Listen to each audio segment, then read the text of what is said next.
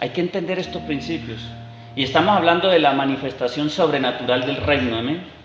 Dios no trabaja ni Dios se mueve en el desorden, por eso en el hogar hay una autoridad.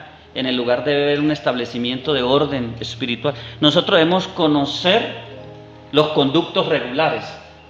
Esto es un término que se habla en el ejército. Si yo necesito hablar con el coronel, yo soy un soldado que necesito hablar con el coronel, algo que tiene que ver con su autoridad, yo necesito hablar con mi subalterno. Hay un orden de jerarquía, ¿cierto? ¿A quién busco? De pronto el que está más cercano es el cabo, que es el más cercano en autoridad y el que dirige los soldados. Entonces voy y me presento como se presenta aquí un soldado al conducto regalar mi cabo para pedirle un permiso. ¿Cómo hago para hablar con mi coronel? Entonces, soldado, espere, yo hablo con el capitán tal. Y él va y se le presenta a mi capitán para informarle que hay un soldado que necesita por esto y esto hablar con el coronel. Dígale que yo ya le traigo el mensaje, voy a hablar con el coronel. Todo tiene no es que yo voy directamente al coronel. Entonces, eso en el ejército se llama conducto regular. Y yo necesito aprender a entender esos principios de conducto. Yo no me puedo pasar el conducto regular. Si yo vengo con una profecía, si yo vengo con una llenura del Espíritu, con un milagro dotado, y está el hermano Iván, que es el que ministra la alabanza, yo necesito ir al conducto regular. Hermano Iván, venga. Hermano, ¿será que usted me puede colaborar? Es que el Espíritu Santo me dijo que cante aleluya en este momento. Sí, hermano, está bien, pero yo no puedo llegar y irrumpir el ambiente que ellos tienen y pasar ese conducto regular que está puesto por la autoridad aquí y hacer lo que yo quiero, porque yo soy el profeta. Esto es importante entenderlo, porque en estos niveles de autoridad y orden es que lo sobrenatural se manifiesta, amén. ¿Damos gloria a Dios? Decíamos que el número 6 es número de hombre y es número de un sistema, y que las piedras para agua, conforme al rito de la purificación, hablan de un modelo, que ese modelo nosotros lo tenemos que entender. Mejor dicho, hermanos, lo que funciona para hoy, para mañana a usted no le puede funcionar. Nosotros tenemos siempre que cada día levantarnos y buscar la dependencia del Espíritu. Yo estoy dando un tema, escuche, que no está en todas las enseñanzas que están en esta libreta. ¿Por qué? Porque en el orden de sujeción, en el orden de administración y en el orden de propósito, yo he estado buscando a Dios. Dice, Señor, aquí está lo que usted me ha enseñado y que tengo que enseñar, pero si hoy no hay que enseñar nada, ahí no lo enseño, porque yo quiero ser guiado y dirigido por el Espíritu. ¿Sí? Eso se llama estar dispuestos a ser flexibles, dispuestos a ser redireccionados por Dios. Mire que tantas cosas que estamos sacando de aquí de las bodas de Canaán, ¿cierto? Hablando de lo sobrenatural. ¿Entendió lo de la autoridad? ¿Entendió lo del orden? Entonces por eso Jesús le mandó a los sirvientes, no eran los sirvientes porque eran los encargados de servir, los entrenados para servir. Vayan y llévenle lleven el agua, llévenselo al maestresala, lleven las tinajas de agua. El operar en esta dimensión nos asegura lo sobrenatural. Ahora, mire lo que sigue. ¿Qué dijo el maestresala? Dijo, todo hombre sirve primero el buen. Para usted, ¿cuál es el buen vino? Yo siento que vamos a llegar a algo muy poderoso acá. Aquí hablan de un buen vino, pero aquí están hablando del buen vino natural. Mire lo que dice, todo hombre sirve el ¿qué? Y cuando ya han bebido mucho, entonces ¿qué? El inferior. Voy a hablarle de algo que se llama también orden natural. Yo aprendí hace años de Benny Hinn, y eso me marcó y hasta hoy lo he entendido, que es así. Él ha dicho estas palabras, Dios es un Dios de orden, ¿cuántos lo saben? Amén. Pero él dice que cuando él se sube al altar, ese Dios de orden puede convertirse en un momento en un Dios impredecible, ¿Qué quiere decir? Volvemos al tema de ser firmes y flexibles. El hecho de que Dios, de que el Espíritu puede hacer conforme Él quiera, no quiere decir que yo sea un irresponsable y no me prepare. Pero yo vengo aquí al altar con lo que yo creo que el Señor me ha dado. Pero cuando yo tengo el micrófono y entro a la atmósfera, el Espíritu es impredecible, porque Él me puede decir, lo que usted preparó, lo que usted creyó, no es. Ahora arranque por aquí. Le digo, Señor, ¿pero cómo? ¿Cómo arranco por ahí? Hágale que yo sé cómo voy a hacer las cosas. ¿Quiere que le revele un secreto a ustedes? No se los voy a revelar. No, pero nadie dice. ¿Sí? ¿Se lo revelo? Cuando el Señor me empezó a hablar de este tema, me dijo, no escribas. ¿Usted sabe qué es retener todo el mensaje? Y más para enseñar. Porque el Señor ¿me crees? Deja que yo te voy a guiar y yo te voy una vez más a ministrar lo que ya te he ministrado. Y me empezó a enseñar paso por paso lo que le estoy enseñando. Y yo le dije a mi esposa, ¿cómo le parece que el Señor no? Y yo con esas ganas de escribir. No, mijo. Ahora, depende de mí si yo me sujeto al Espíritu o no. Pero si yo me sujeto, yo sé que Él me va a meter en un nivel. Y si no me sujeto, pues pierdo mucho. Y de pronto sigo haciendo lo que el Señor me dijo, pero no es del agrado que Él quiere. Eso me lo dijo. Y nada de lo que le estoy diciendo está apuntado, ustedes se están dando cuenta. El Señor me está recordando paso por paso. Ayer todo el día me estuve enseñando, en un día me enseñó ayer me enseñó. Mire que les estoy hablando de la sobrenatural, les estoy hablando de la dependencia del Espíritu, les estoy hablando de que el Espíritu es impredecible, que Él en cualquier momento puede hacer lo que Él quiere. Y les estoy hablando con mi testimonio, porque lo traigo aquí, evidente. Esto no está escrito. Y paso a paso el Señor me iba hablando. Y lo voy a llevar a algo más que el Espíritu me dijo. ¿Les parece maravilloso o no? Entonces, esta es una esencia gloriosa. Y esto tiene que ver mucho con lo sobrenatural. Mire lo que dice la Biblia. Seguimos ahí.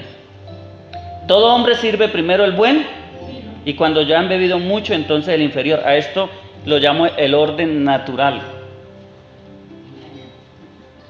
El problema del ministerio, generalizando en lugares donde estén, o el llamado de Dios, es que muchos se han enfocado tanto y se han sentado tanto en un orden natural que se volvieron rígidos, como las tinajas de piedra, en un ritual continuo, y no están siendo flexibles para poder ellos moverse en ese tiempo del Espíritu, porque de pronto usted vino pensando en algo y el Señor lo está llevando a otra cosa.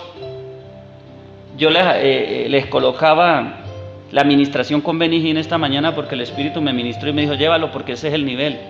Pero yo puedo decir, no, yo voy a ponerme a cantar otra canción, yo voy a colocar esta otra música. No, depende de mi conexión, mi obediencia. ¿Por qué? Porque son niveles, y el Señor me decía, vuelvo y se lo repito, que a mayor nivel, mayor demanda. Esto es importante entenderlo. Entonces hay un orden natural, ¿cierto? Pero Él dijo, mas tú has reservado el buen vino hasta ahora. Aquí hay una unción poderosa. Ahí me habla de dos clases de vino. Uno que es natural y tiene que ver con mi orden, tiene que ver con todo lo que tiene que ver tengo que organizar para el servicio de Dios, porque para hacer esta fiesta se necesitaba una organización, habían sirvientes, había un maestresala que era el encargado de probar el vino, el catador del vino, estaba el esposo, estaba la novia, estaban los invitados, y Jesús y los discípulos también fueron invitados. Mire todo lo que había ahí. En una fiesta se debe establecer un orden, si no eso, los que administran la comida, y esta fiesta no eran como las de aquí, una parranda de una noche, eran 7 días, hermano, de parranda, y parranda, y 7 días de vino. El maestresala dijo, porque todo el que hace la fiesta le da saca el buen vino hasta que la gente esté saciada y después el inferior. O sea, ¿cuántos días de buen vino daban ahí? El buen vino para el maestresala era una cosa, pero ahora que el maestresala prueba el vino, el agua hecho vino, el vino del reino, entonces él compara el buen vino con el vino que ahora prueba y dice, pero yo pensé que el buen vino era el primero. ¿Qué dice la palabra? Los postreros serán primero. Entonces hay gente que se ha quedado como en ese sistema de que no, yo no necesito lo profético, yo para qué una escuela profética, yo para qué una activación profética, yo estoy así. Entonces probaron el buen vino, pero el buen vino ya se acabó, ya se acabó. O sea, Dios ya transicionó, Dios ya no está, por así decirlo, llorando Dios ya no está llorando a Saúl con Samuel, porque Samuel estaba llorando a Saúl. Dios ya miró a David. Dios tiene un mejor vino. Y es lo que muchos no están entendiendo y están despreciando, el buen vino del Señor. Y aquí hay una revelación, hermana, que ya se las voy a dar sobre el buen vino, ¿cierto? El buen vino que representa el amor, el gozo, el reino de Dios. Cuando Jesús viene a la tierra, Jesús dice: arrepentidos y convertidos, ¿por qué? El reino de Dios se ha acercado a vosotros. Ahora, volvemos al tema del orden. Hay que sujetarnos a autoridad y orden, pero cuando el Espíritu viene, el Espíritu es impredecible. El Espíritu puede saltar el orden. Sí, y Él no vio la autoridad porque Él es la autoridad suprema. Él puede invertir las cosas. Yo siempre creo que cuando alguien tiene el micrófono es la autoridad que está ahí. Mire, aquí hay un pastor, y es el pastor de esta mi congregación, y es el pastor de todos los que estamos aquí, porque yo me congrego acá, o de los que trabajamos acá. Él es la autoridad. Pero en el momento que el Espíritu de Dios está sobre un ungido, ahí hay una autoridad, a la cual aún el mismo pastor se tiene que sujetar. Créanme lo que es así. No, aquí no se trata de pasar órdenes de autoridad, aquí se trata de mirar el orden de autoridad en el Espíritu, el buen vino, ¿quién está ahí? Entonces, porque si no fuera así, entonces aquí no hubiera un orden de administración en el cuerpo, aquí no hubiera un orden de sujetados los unos a los otros por el Espíritu. Hay momentos en que el profeta se tiene que sujetar al hermano que trae la palabra porque la trae por el Espíritu. No puede ser un hermano que hasta ahora no esté desarrollando un ministerio, pero como trae una palabra por el Espíritu, yo me tengo que sujetar. En ese nivel estoy hablando. Entonces esto es muy importante entenderlo, porque muchos no entienden esos niveles. Entonces en el momento del profeta, porque es el espíritu profético, yo no me estoy sujetando al hombre, me estoy sujetando a lo que está sobre el hombre. Y así es que se camina en ese orden de unidad y se establece el reino. Y por eso es que hoy no hay tanto poder en la iglesia, no hay manifestaciones de la gracia como hoy debieran estar, porque no hay una sujeción. No hay una sujeción entre nosotros y entre las denominaciones, porque Dios es un reino y es interdenominacional. Voy a llevarlos a un pasaje que nos va a ministrar fuertemente en el Antiguo Testamento, en el libro de Éxodo. Mire esto que está aquí, hermano. Lo va a impactar el Señor. Éxodo capítulo 4.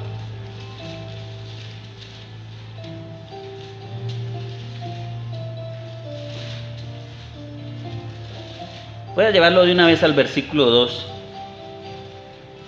en adelante. Y Jehová dijo: ¿qué es eso que tienes en tu mano? Y él respondió: diga conmigo, una vara. Sabemos muchos que la vara es símbolo de autoridad, pero lo voy a llevar a algo que el Señor me reveló. Él le dijo: échala en tierra, y él la echó en tierra, y se hizo una culebra, y Moisés huía de ella. Vaya mirando lo que dice la Biblia. Entonces dijo Jehová a Moisés: extiende tu mano y tómala por la cola. Y él extendió su mano y la tomó, y se volvió vara en su mano. Y usted dirá: bueno, ¿y qué tiene que ver esto con el vino, con lo sobrenatural? Ya vamos para allá. Escúcheme lo que el Espíritu me habló. ¿Sabe qué significa transformar el agua en vino? Escuche lo que significa. Agárrelo fuerte, porque esto es poderoso. Para mí fue muy poderoso cuando el Espíritu me habló lo que significa transformar el agua en vino.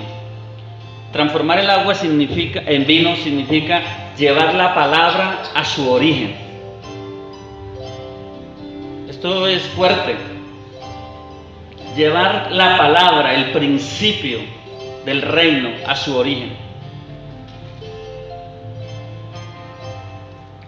Y Jesús, en su ministerio, en su manifestación como Hijo de Dios, como el ungido, como el enviado, ¿sabe a qué vino Jesús siendo el reino?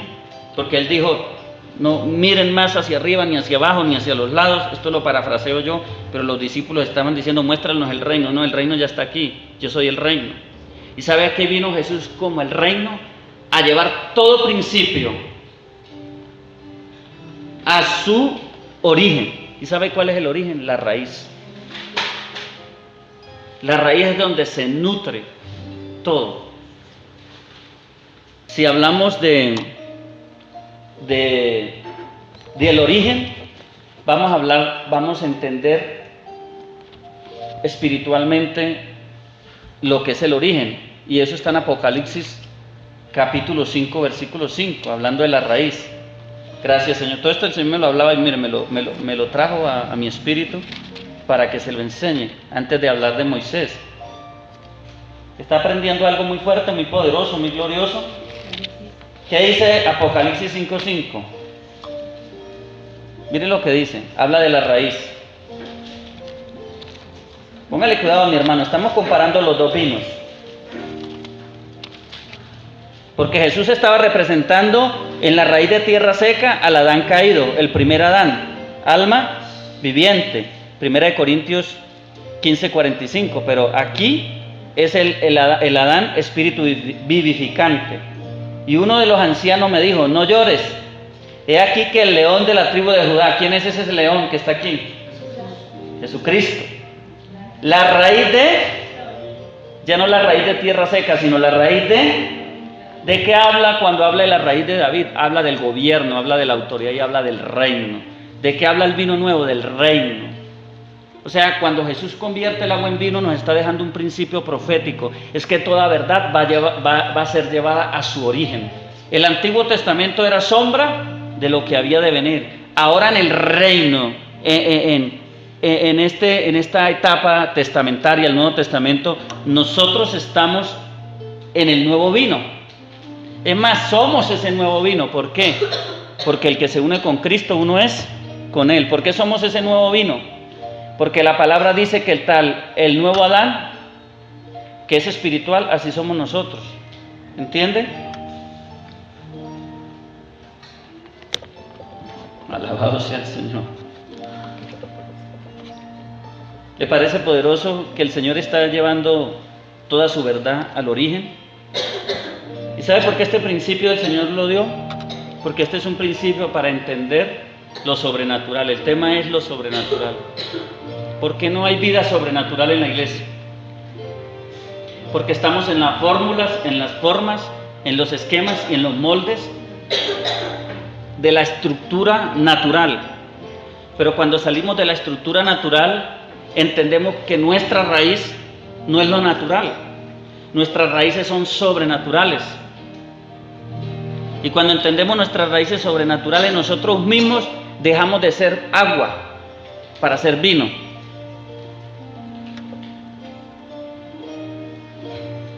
Aleluya. ¿Están listos para lo próximo o no? ¿Lo quieren? ¿Lo quieren? ¿Va a entender usted algo? No sé si usted lo ha recibido, pero a mí, primeramente, el Señor me lo dio porque no lo había escuchado. De los predicadores que he escuchado, no he escuchado lo que voy a decir. Esto me lo dio el Espíritu. Yo creo que lo ha hablado alguien, pero a mí me lo dio el Espíritu. O sea, estoy estrenando revelación acá también. Versículo 4 de Éxodo, capítulo 4 de Éxodo, versículo 2. Y Jehová dijo, ¿qué es esto que tienes en tu mano? Y él respondió, una vara. ¿Qué estaba haciendo Moisés? ¿Cuál era su oficio cuando él vio la gran visión de la zarza que no se consumía? ¿Ah? ¿Se acuerdan qué hacía Moisés en el desierto? Pastor de ovejas. El oficio de Moisés en ese momento no era el oficio del reino. Él estaba en su orden natural. Era el oficio que él había tomado en la casa de su suegro Jetro, ¿no? Pastoreaba las ovejas. Mire, capítulo 3, versículo 1 de Éxodo, mire. Apacentando Moisés las ovejas de Jetro, su suegro, sacerdote de Madián, llevó las ovejas a través del desierto y llegó hasta Horeb, monte de Dios. Qué problema llegar ahí, ¿no? Llegar al monte de Dios, porque ahí todo es diferente. Y cuando Moisés ve la zarza, Moisés dice: qué gran visión será esta, que la zarza no se consume. Se acercó para ver la gran visión y Dios le habla, ¿cierto? Sabemos que Dios le dice: quita tus sandalias, porque el lugar donde estás parado santo es. Y empieza a hablarle de la comisión, y empieza a hablarle del llamado que Moisés tenía. Pero Moisés, como todos nosotros, tenemos nuestros propios conceptos, nuestros propios argumentos. El vino, vuelvo y digo, el vino, entiéndame en el espíritu, el vino mejor que habíamos creído ya no está. Escasea el vino. Ay, tremendo lo que siento aquí. El vino está escaseando. Pero ¿sabe por qué el vino no se ha podido derramar como se debe derramar? Porque todavía muchos esperan el vino que ya no está. Siguen anhelando lo mismo. Siguen pensando de una manera como pensaban. Siguen creyendo que Dios está en un lugar donde ya no está. Mientras Samuel lloraba a Saúl, Dios le dijo: ¿qué haces aquí llorando? Levántate, toma el cuerno, llénalo de aceite y ve a la casa de Isaí. Porque ya yo deseché a Saúl. Mis ojos, mi corazón y todo mi ser, le estaba diciendo Dios, está en David. Y nosotros debemos conectarnos con el sentir del corazón de Dios. Salmo, mira, el Señor me está trayendo la palabra. Salmo 103. Esta me la dio toda el Señor, versículo 7. Salmo 103, versículo 7. Dice ese salmo que Dios le notificó a Moisés sus caminos, pero al pueblo de Israel sus obras. A Moisés le notificó ¿qué? Sus caminos. Moisés conoció los caminos de Dios, el pueblo no. El pueblo, ¿qué es lo que vio? Obras. Es diferente en que usted tenga relación, intimidad, conocimiento de Dios por su experiencia con Dios, a que usted vea las obras de Dios. Ahora, Dios no quiere que usted vea las obras de Dios, Dios quiere que usted haga las obras de Dios. Lo sobrenatural es para que hagamos las obras de Dios. Aquí hay algo profundo en ese tema. Lo que yo entiendo aquí es que Moisés conoció el corazón de Dios. Moisés sabía para dónde iba Dios, mientras que el pueblo solo estaba esperando que le llenaran su estómago. No entendía. ¿Qué es lo que la mayoría de creyentes esperan hoy? Que le solucionen un problema. Pero es poco el pueblo que está entendiendo que Dios ya lo solucionó el problema. Lo que Dios necesita es que busquemos su corazón, que conozcamos porque si yo conozco el camino de Dios, entonces yo voy a caminar por él. Escuche esto: si yo conozco el camino de Dios, yo voy a terminar caminando en él. Pero si no lo conozco, lo más probable es que esté caminando por un camino equivocado. Dice la Biblia que hay caminos que a los hombres les parece derecho, pero su fin es camino de muerte. Salmo 119, 105. Esto tiene que ver con eso. Esto tiene que ver con este tema. Y no hemos hablado de Moisés todavía, que el Señor me trajo a la película de ayer. Dice: lámpara es a mis pies. ¿Qué es una lámpara? Una lámpara ilumina para mostrar en medio de la oscuridad el camino. Estamos en tiempos de oscuridad, estamos en tiempos de tinieblas, estamos en tiempos de confusión. Y créanme, muchos están confundidos y en tinieblas, y se llaman siervos, hijos de Dios, y se llaman iglesia. Créanme, pero en estos tiempos necesitamos buscar la lámpara. ¿Cuál es? Lámpara es a mis pies y lumbrera la palabra. ¿Pero cuál palabra? Escuche, la palabra que está bajando el Espíritu, la palabra que está trayendo el Espíritu, el rema de Dios, en el kairos de Dios, a través de los ministros y del ministerio profético. Esto es tremendo. Debemos entender eso. Debemos conocer la señal que les dije que tenía, la señal del Espíritu. La señal natural usted tiene que aprenderla a leer, pero la señal espiritual viene con una voz. Usted tiene que escuchar esa voz. El Espíritu de Dios estaba hablando a través de Cristo al convertir el agua en vino. Estaba hablando a los discípulos, Recordemos que lo primero que hizo la señal fue impartir una afirmación en el discipulado. Dice, y los discípulos creyeron en él. Impartió una afirmación en la fe. Confirmó el llamado en los discípulos y les llamó a manifestar. Mire, afirmó, confirmó y activó. Esos son los tres principios que el Señor me mostraba ahí. Porque dice, y los discípulos creyeron en él. ¿Será que hace falta lo sobrenatural en la iglesia para que la gente se afirme en la fe? Dígame usted.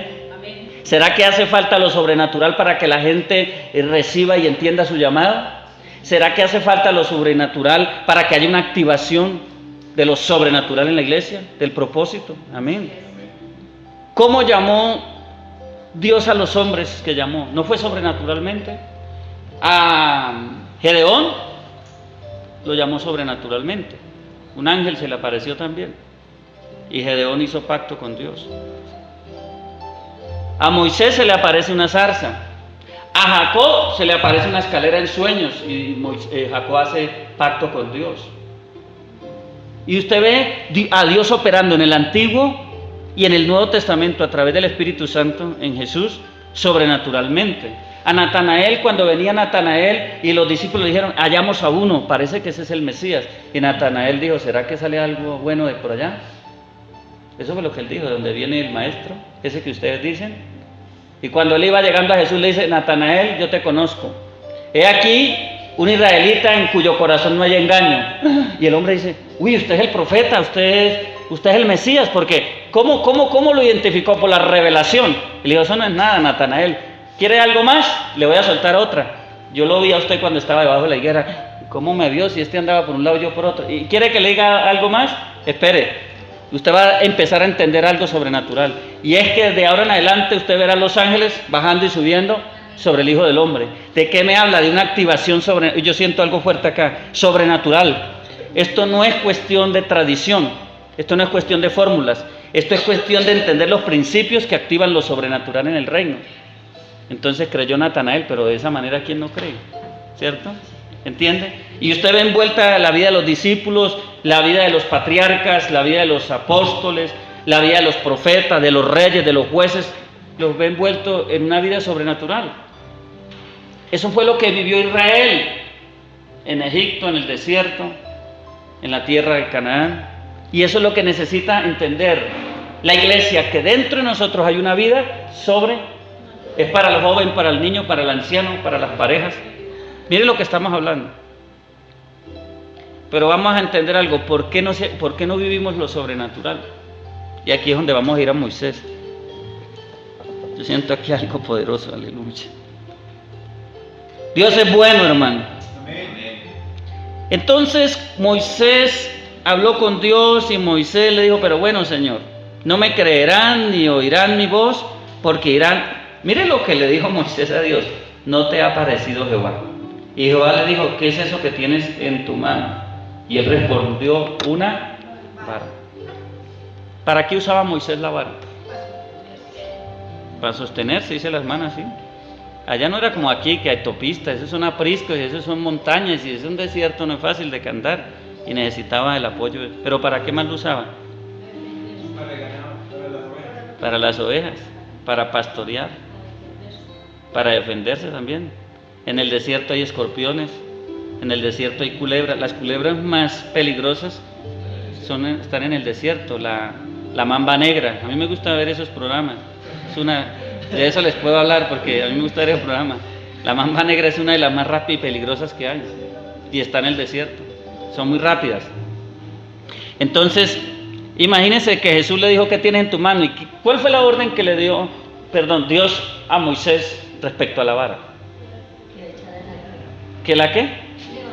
¿Qué le estaba diciendo? Suéltala. Tírala.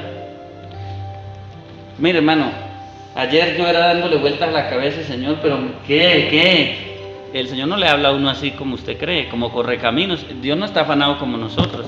Y el Señor me dice, ¿quiere la revelación? Lo digo yo, no es que el Señor me lo dijo, pero en el sentido como muchas veces Dios lo hace, le está diciendo a uno, ¿quiere la revelación? Mi hijo, te toca esperar. No nos gusta. Ah, no, Señor. Ah, bueno, I'm sorry. Lo siento, mi hijo. No le voy a dar la revelación. ¿Quiere? Espere. Ayer todo el día, hermano, salí del apartamento al parque. Señor, la vara, ya te la voy a soltar. ¿La quieres? Bueno, venga. ¿Sabe? Todo el día, hermano. Lo que le estoy hablando en un día Dios me lo enseñó. Todo lo que le estoy hablando ayer, un día antes. Hermano, Dios no tiene moldes. Yo le estoy diciendo que yo soy el testimonio vivo para ustedes de lo que les estoy enseñando. Eso es lo que hace el Espíritu, hacernos viva la palabra para después que tenga efecto en los discípulos, porque ustedes son discípulos. Mire, hermano, cuando Dios le dijo, ahora sí la voy a soltar, suelta la vara, ¿sabe de qué le estaba hablando? De su propia vida. Yo no había visto eso. Suelta tu vida, porque hasta ahora tú dependes de ti mismo. No podemos ver lo sobrenatural si dependemos de nosotros mismos.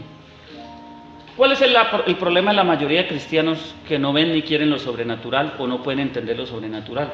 Es que dependen de sí mismos. Pero yo ¿cómo? Yo no he ido a un instituto bíblico. ¿Quién le dijo a usted que lo sobrenatural se lo entregaban a usted en un instituto bíblico? Pero yo no sé ni hablar, dijo Moisés, hasta que le sacó la chispa al Señor y le dijo, bueno, le voy a colocar a Aarón. No le di yo la boca al que no sabe hablar. No fui yo el que le di vida al mudo y al que no sabe hablar, al mudo y al ciego. Dios le dijo eso a Moisés, argumentos de Moisés. Porque Dios no le dijo, ve y busca a Aarón, Dios le dijo, ve y háblale al pueblo, pero Moisés fue el que sacó la excusa. Y entonces dijo, bueno, ahí le coloco a Aarón que sabe hablar. ¿Sí entiende? Usted no sabe si el propósito de Dios era que Moisés saliera de ahí hablando bien, que dejara de ser tartamudo, pero perdió, digo yo, el milagro por excusarse. Entonces Dios le puso a Aarón. Eso lo dice la Biblia. Eso lo estaba leyendo yo ayer. Pero cuando Moisés suelta la vara, está diciendo que está entregando ¿qué? Su vida. ¿Qué dice la palabra respecto a la vida? El que halle su vida, la perderá. Y el que pierda su vida por causa de mí, ¿usted sabe qué es perder la vida por causa del Señor? Es ya no vivir sostenidos en nosotros. Pero como decía la hermana, la vara era para sostener y es verdad. Es ya no pelear con nuestra fuerza, porque la vara también significa, mire, entre la vara y la serpiente hay una distancia, hay un bloqueo. Y lo que le estaba diciendo el Señor, suelta la vara, porque yo soy el que voy a bloquear a tu enemigo. Yo soy el que voy a pelear por ti. Yo soy el que voy a vivir mi vida por ti. Es más, se lo dijo, Aarón será por ti y yo seré por Dios a Aarón y aún a Faraón. Cuando Moisés hablaba, no hablaba Moisés. Cuando Moisés hablaba, hablaba Dios. Eso es profundo de entender, pero eso es lo que dice la Biblia. Aarón será tu boca y yo seré por Dios a Aarón y a Faraón. Tremendo ese diseño tan poderoso. Pero lo que tenía Moisés que entender es lo que tenemos que entender hoy. El Señor me decía es que la vara representa la vida suya, la vida mía. Usted muchas veces piensa en sus fuerzas y mire que el Señor me dio hasta la tarea para ejecutarla. Dijo, ¿usted cree en mí? ¿Usted quiere depender de mí? No escriba. Yo le voy a recordar lo que le estoy diciendo aquí cuando esté en la iglesia. Señor, y venía otra revelación, Señor, escribo, que no escriba, mijo.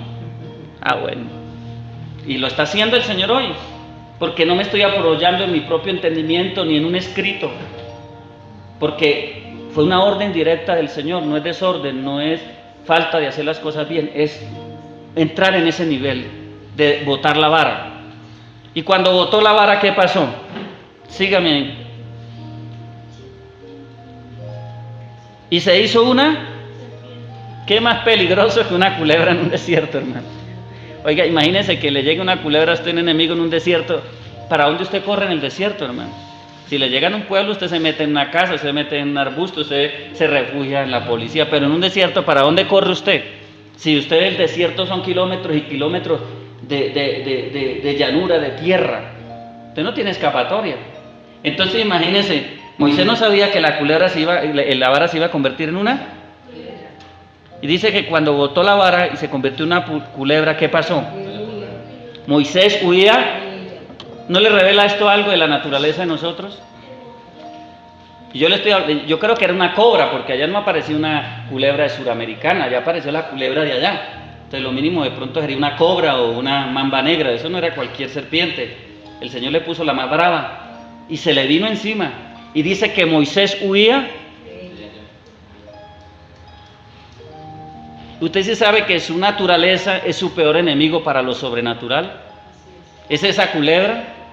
Decía, wow, tiró la vida y cuando tiró la vara dijo, te voy a mostrar quién eres. Te voy a mostrar quién eres, Moisés. Y hoy le está diciendo Dios a la iglesia, te estoy mostrando quién eres esa culebra. O sea, tu misma naturaleza está en contra de ti. ¿Por qué no se fue contra otro lugar? ¿Por qué no se alejó? Se vino contra Moisés, porque aquí está representando algo muy fuerte. Y lo estaba buscando no para darle una caricia. Usted sí sabe que cuando la Biblia dice que Caín llevó a su hermano al campo, usted sabe que Caín representa la vieja naturaleza. Y usted sí sabe que el campo representa al mundo. La Biblia dice que el campo es el mundo. Hablando de la semilla, Jesús dice el campo es el mundo. ¿Por qué registra esta palabra esto? Porque hay una revelación. Porque Caín está entre nosotros, el viejo hombre. ¿Hacia dónde nos impulsa? Hacia el mundo. ¿Por qué? Porque allá es donde nos puede matar. ¿Sí? Nuestra naturaleza está en contra de nosotros. Es el mismo Saúl que está persiguiendo a David. David es la nueva creación. Saúl es el viejo hombre. ¿Están entendiendo esto? Que está en contra.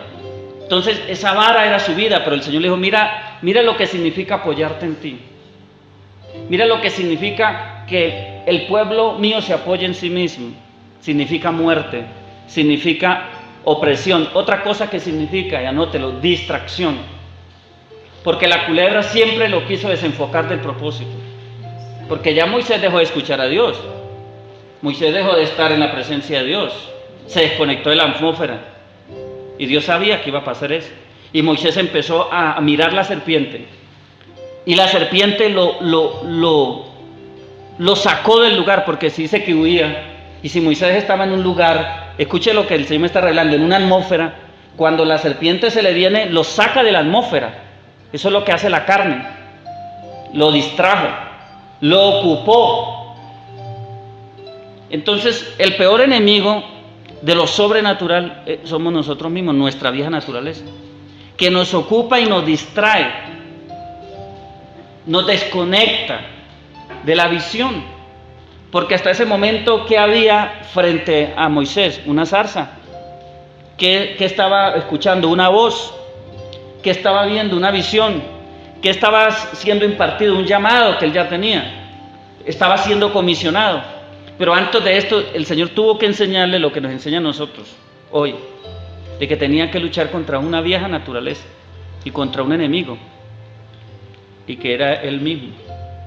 Cuando hablan tanto del diablo, yo siempre pienso esto, hermano, pero ¿para qué hablan tanto del diablo?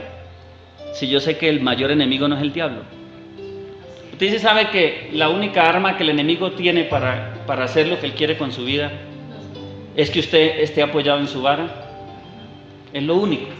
Mientras usted haya soltado la vara, el enemigo no lo atacará, pero no puede. Porque el único ring donde el enemigo lo puede montar a usted y pelear contra usted es la carne. Es un ring. Yo siempre lo he visto así. Por eso la palabra dice que el reino de los cielos no consiste en bebida ni en comida, sino en paz, amor y gozo. Y lo voy a identificar. La Biblia dice que desde Juan en adelante el reino de los cielos sufre violencia y los violentos lo arrebatan. Bueno, ¿cuál es esa violencia? El enemigo quiere irrumpir violentamente para sacarnos de un reino, pero ¿de cuál reino? Ahí está. El reino de los cielos sufre violencia, pero el reino de los cielos no es comida ni bebida, sino paz, amor y gozo. Entonces, ¿de qué nos quiere sacar el espíritu del mundo o de las tinieblas? De la paz, del amor y del gozo. Ese es. El gozo es la fortaleza del Señor. La paz es el establecimiento de la fe en nosotros, porque justificados pues por la fe tenemos paz para con Dios. Mire, por eso hablaba de un principio de afirmación. La paz, el gozo y el amor, pues es el fundamento pleno de lo que Dios mismo es. Esa es la afirmación. Ahora, nosotros encontramos aquí que el reino de los cielos sufre violencia y que el enemigo está tratando de sacarnos de ese reino, de robarnos la paz, de quitarnos el gozo. Porque si estamos en la paz, en el gozo y en el amor, estamos en el reino, no en la naturaleza. Si Él nos saca de ahí y Él nos empuja, Él viene abruptamente, entonces nos mete en el ring de donde Él nos puede vencer. ¿Cuál es el ring? De nuestra naturaleza vieja. Porque Él sabe que entre nosotros hay una culebra brava y tremenda. ¿Alaban al Señor? Ahora dice: entonces dijo Jehová a Moisés, una vez más, extiende tu mano y tómala por la cola. ¿Usted es capaz de tomar una culebra por la cola? Yo he visto los programas, yo sé de qué le voy a hablar. Hermanos, ¿de dónde se agarra una culebra? De acá. Pero no de la cola. Lo más peligroso que hay es agarrar una culebra de la cola. Se devuelve y lo muerde. Y más esas culebras de edad. Mire esto. Entonces, por eso es peligroso también agarrar al cristiano en la carne por la cola, porque es venenoso. Oiga, vea, no había mirado eso. Está bien. El que está en la carne, cristiano que no se ha ajustado, y lo agarra uno por la cola, padre. Agarre, porque viene con toda. Hay que saber. Mire, esto es tremendo. Y aquí hay un principio. Estamos hablando de un orden natural y estamos hablando de un orden. Entonces el orden espiritual muchas veces es diferente al orden natural. El orden natural aquí era que Moisés tenía que agarrar la culebra por el lado de la cabeza. Ese es el orden. Pero el Señor lo manda a agarrarlo al contrario. Porque hay algo, hermano, que se llama naturaleza caída o pensamiento caído. Porque si nosotros no aprendemos a invertir nuestro pensamiento, o sea, no a pensar en lo que pensábamos, sino a pensar en el diseño del reino, no vamos a poder caminar en lo sobrenatural. ¿Qué pasó con Pedro? A mí me gusta Pedro, algunos juzgan a Pedro y esto, pero yo digo que Pedro, el Señor lo dejó, le entregó las llaves en representación de la iglesia, porque Pedro habla de nosotros. Antes de Pedro era Simón. Hablemos de Simón. Cuando Simón está en la barca, llamado Pedro por el Señor, y se levanta la tempestad y Jesús viene caminando sobre las aguas, Pedro es el que dice: Señor, si eres tú, manda que yo vaya sobre las aguas. Y Jesús le dijo: ven. ¿De qué me habla? De entrar en un sistema que es diferente a lo natural. En ese momento no era eso. Lo sobrenatural activa, escuche, lo sobrenatural activa los tiempos de los milagros de Dios en nuestras vidas. Lo sobrenatural tiene que ver con dejar nuestra naturaleza en la cruz. La palabra dice que crucifiquemos nuestra vieja naturaleza. Lo sobrenatural tiene que ver con nosotros entender que hay un vino nuevo, que dentro de nosotros ya no está solo la naturaleza caída, que hay una naturaleza restituida, sana, levantada en gloria, que es la naturaleza del Espíritu, que hemos renacido de nuevo, que podemos caminar por encima de las aguas. Son dimensiones. Mire, naturalmente eso no es posible. Dice, hay un principio, el principio de gravedad, que todo lo que sube es un principio de gravedad, ¿cierto? Pero si usted mira a Jesús, Jesús estaba por encima de todas esas leyes. Jesús subió y no bajó, se fue en una nube y se despidió. Él viene ahorita pronto por nosotros, pero Él subió y no bajó, ¿sí? Entonces, Romanos, para que usted entienda, Romanos capítulo 8, versículo 2, que dice esto, y es para andar en lo sobrenatural, que la ley del Espíritu de vida, que es la ley de la revelación de la palabra, nos ha librado de la ley del pecado y de la muerte. Hay dos leyes. Una opera para muerte, la vara, cuando dependemos de nosotros, la culebra, porque el fin de la carne es llevarnos a la muerte. Y viene la ley del Espíritu, ¿sí? que dice que es la ley de la revelación de lo que yo ya soy, de lo que yo ya tengo y del llamado que Dios me ha dado. Y vamos a cerrar acá.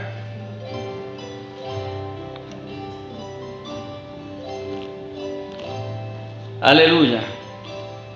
Dios le dio 3 señales. Mire que hasta aquí está el número 3, que hablamos que el número 3 también es número de testimonio. Le dio la señal y le dijo a Moisés: mete tu mano en tu costado y cuando la sacó estaba leprosa. Vuélvela y métela en tu costado y ya estaba limpia, como la otra carne. Pero también le dijo a Moisés que si no le creerían en esas dos señales, le daba una otra. Dice que tomara de las aguas del río agua y las derramara, y esas aguas se iban a convertir en sangre. Sabe que todo milagro, Señor, gracias. Todo milagro está sujeto a un pacto. Aquí vemos que las aguas se convierten en sangre. Pero en la boda de Canaán las aguas se convirtieron. ¿Por qué sangre? Porque la sangre representa el pacto. Y todo milagro, estamos hablando de lo sobrenatural, tiene que ver con un pacto. Deuteronomios 8:18. Este pasaje, ahí está hablando de finanzas, de riquezas materiales, pero este pasaje de Deuteronomio, yo he creído esto, hermano, no sé si usted lo ha visto así, que toda la Biblia primeramente es espiritual, porque usted la puede llevar, y voy a mostrarle que sí. Deuteronomios 8:18 dice: mas acuérdate de Jehová, porque Él te da el poder para hacer las riquezas. Pero mire, dice, a fin de jurar, ¿qué? De cumplir el pacto que juró a nuestros padres, como en este día. Cuando habla de poder, habla de lo sobrenatural, porque todo en Dios es sobrenatural. Ahí estamos viéndolo desde una perspectiva financiera, pero si nosotros llevamos los principios que hay aquí, esos principios están en todas las áreas de nuestra vida. Porque para que usted entienda lo que significa el pacto, tiene que entender lo que significa el altar y lo que significa el sacrificio en ese versículo. ¿Dónde le confirmó esta palabra Dios a Abraham? En el monte. Antes de que Dios se la confirmara, dice la palabra que había preparado Abraham un altar, y el sacrificio, que en ese momento era Isaac. Y recuerde que Dios está hablando del pacto, y si usted va, si no estoy mal, a Hebreos 4 nos habla que las promesas y el pacto Dios se lo entregó a Abraham. Pero Abraham significa también generaciones, padre de Abraham, padre de Isaac y de Jacob.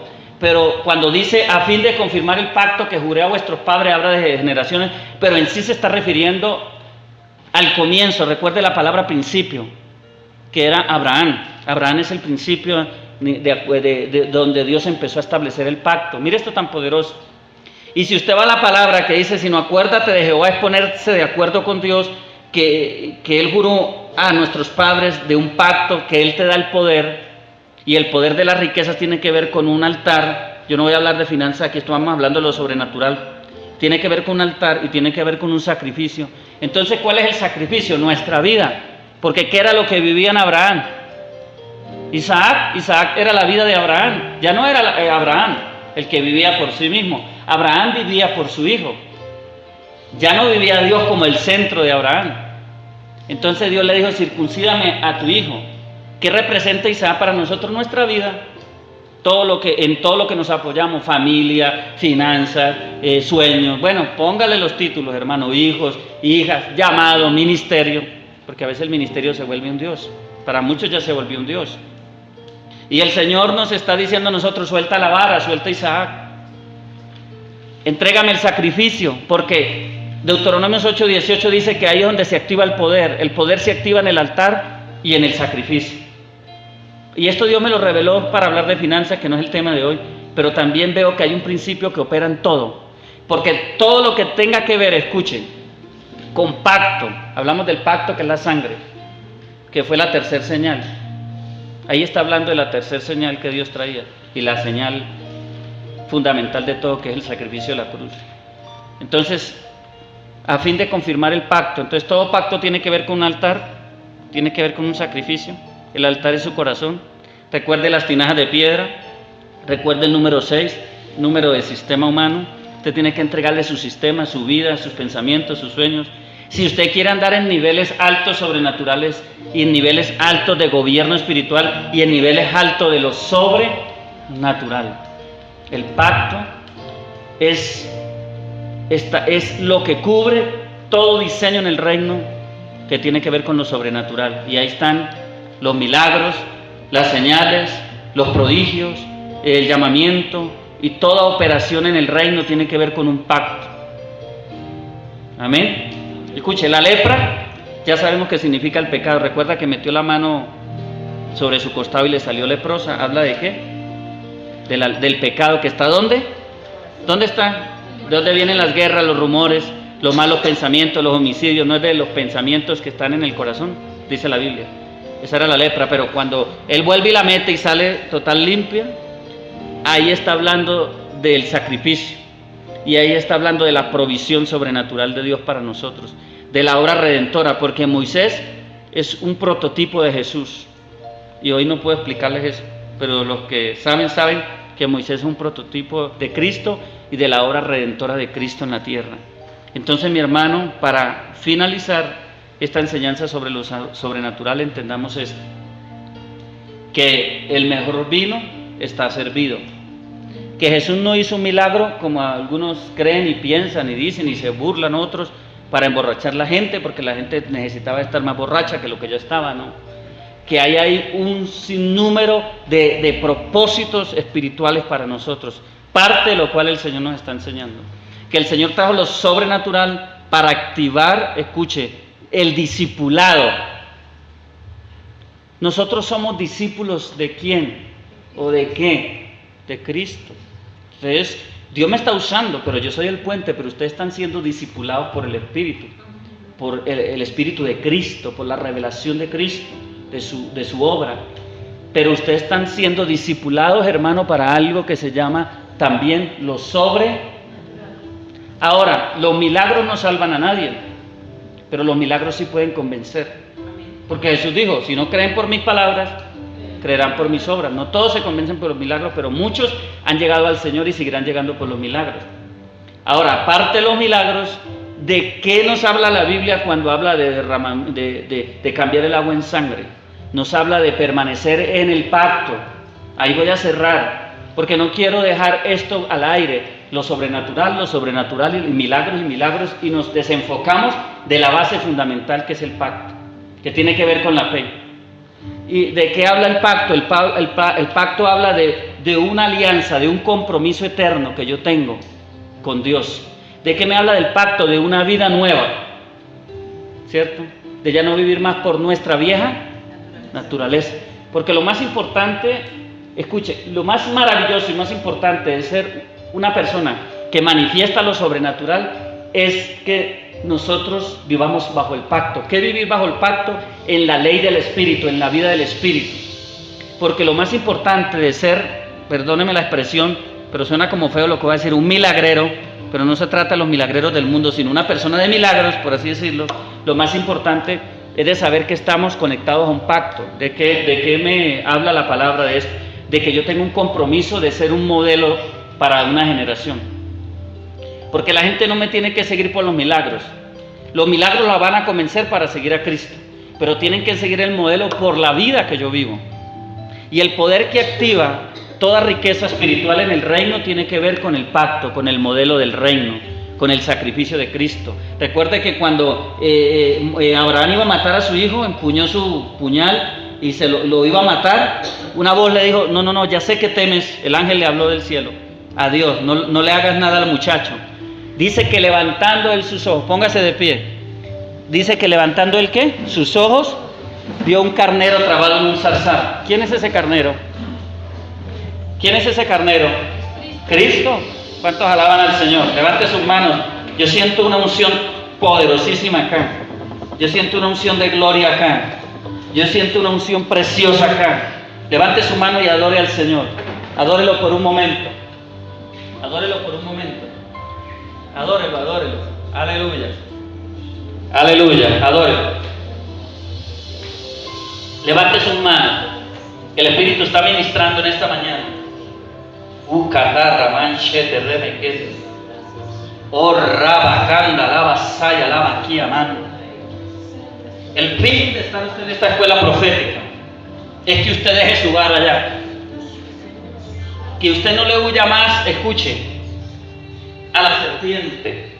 Ya entendió qué es su vida natural, que está en contra de usted, sino que usted venza en lo sobrenatural. Porque le voy a decir algo que el Espíritu me entrega ahorita. Cuando Moisés tomó nuevamente su vara, ya era la vida de Dios representada en esa vara. Y le voy a decir por qué era la vida de Dios, porque a través de esa vara, Dios dijo, lleva la vara como señal. Dios hizo muchos milagros, abrió las aguas, pasaron al otro lado, y esa vara representaba a Dios. Ya no era la vida de Amaquía, la basanda, en de Remequenda, la basayama. Porque le voy a decir algo, para los que están esperando el vino añejo, el vino que fue establecido en la fiesta, ese vino se acabó, no existe. Ahora hay un nuevo vino, y es del Espíritu, y este vino es profético, y este vino es de revelación, y este vino es de gloria, y este vino es de transformación, y este vino es de conquista, y este vino es de alcance mayor, y este vino es de ensanchamiento, de multiplicación, porque hay un mejor pacto, alabado sea el nombre de Cristo. Hay un mejor pacto, ya no sobre animales, ya no sobre sacrificios que tienen que hacerse permanentemente, y los sacerdotes cada año tenían que entrar al santuario, al lugar santísimo, a presentar un sacrificio. Aleluya. Ya ahora es el sacrificio perfecto y eterno del Cordero de Dios en la cruz. Alábelo, alábelo, alábelo, glorifíquelo. Glorifíquelo por un momento, aleluya. Glorifíquelo, levante sus manos, hermano. Que no hemos llegado a este momento para otra cosa, sino para ser llevados a niveles de reforma, a niveles de atmósfera gloriosa, y a niveles, amado iglesia, amado hermano, amado consiervo, amado ministro, a niveles proféticos de sobrenaturalidad.